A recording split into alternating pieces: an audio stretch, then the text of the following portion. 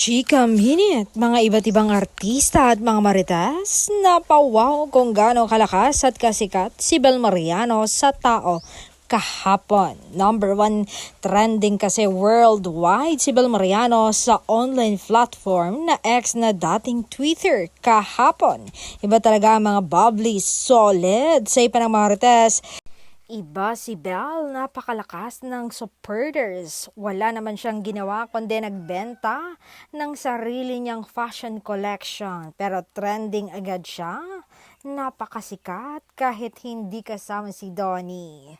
Say naman ang mga kapwa-artista ni Bel, napawaw daw silang lahat. Lagi daw effortless trending si Bel Mariano. Siya na ang sikat. Umupo lang siya at nagbenta ng kung ano, trending na siya. Sana all.